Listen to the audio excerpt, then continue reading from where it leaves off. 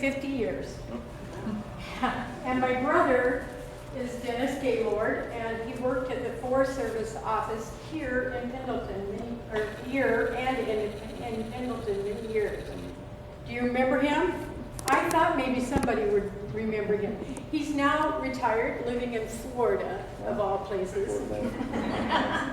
Who knows why? Pigeons is what it was. Took him down there. He races pigeons in Florida. Yeah, who knew? He really misses Oregon, though, I know that. Anyway, I probably was bitten by a tick in 1978 when I lived up in Lake Almanor, which is in Northern California.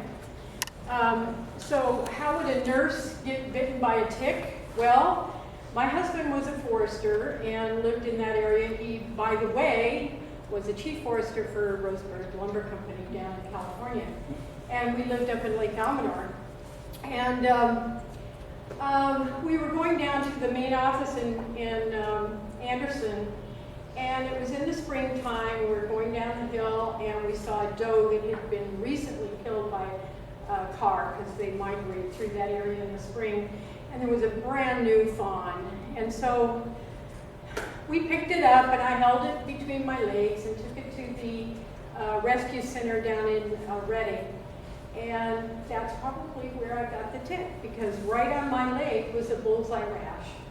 And in 1978, they didn't really know too much about Lyme disease on the West Coast at all. So I went many years not getting diagnosed until year 24, which was 2002. I finally took myself, after receiving this information from my brother from the Forest Service about Lyme disease, I finally went to some doctors. Well, all of my tests were negative. They kept doing the Western blot and the ELISA, and I also had a PCR test done, which is a DNA test. They were all negatives, 5 negatives. So finally I moved down to the Bay Area in California, and I took myself to a Lyme literate doctor. And she said, I know how to get a positive test. So she gave me 3 different antibiotics that killed the organisms and finally flushed out enough of the organisms, dead organisms they were, but I finally got a Western blot test, which is a test for my antibodies for Lyme disease. And I also have several other co-infections, 5 by the way. And so I started treatment in 2002. And by that time, I had been disabled for 13 years with lupus, fibromyalgia, chronic fatigue syndrome, and MS. They thought I had all of those. What it actually ended up being is Lyme disease. And so in 2002, I started extensive treatment, and I'm still on treatment now, but I did probably continuous antibiotics for 10 years.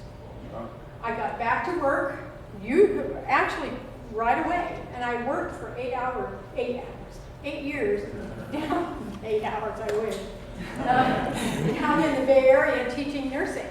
So I was able to go back to work after being on the antibiotics for that short period of time. And I worked for 8 years and then retired in Oregon.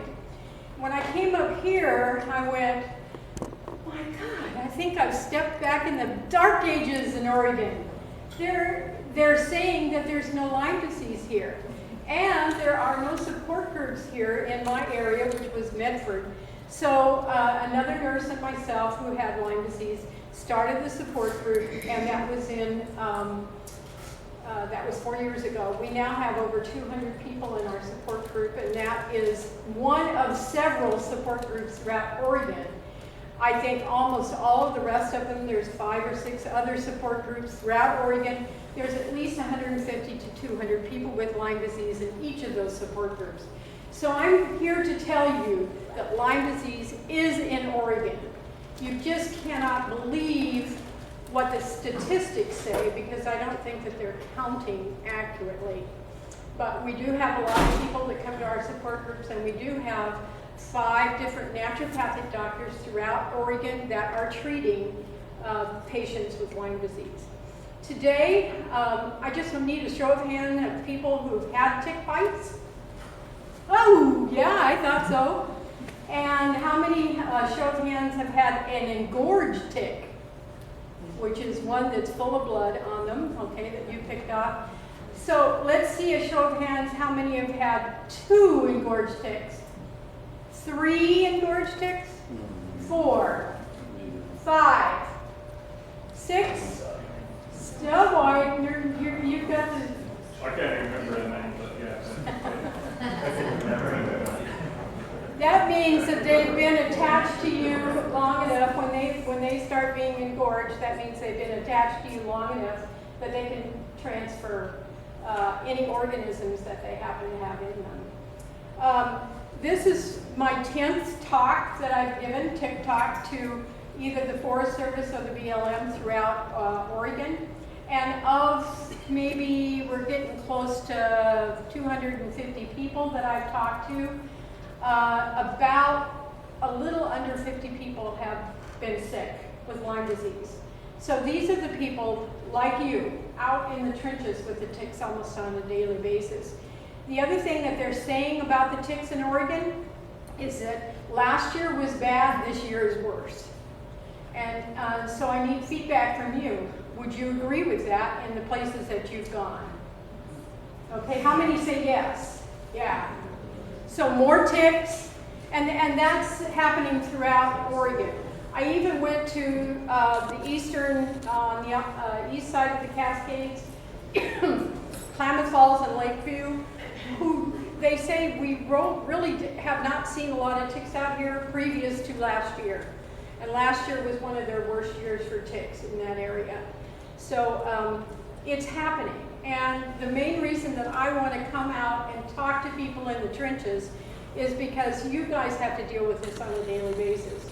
For me, it was just a one-time pick up the deer and take it, you know, but I wasn't exposed on a daily basis like you are, so we need to get the word out to everybody.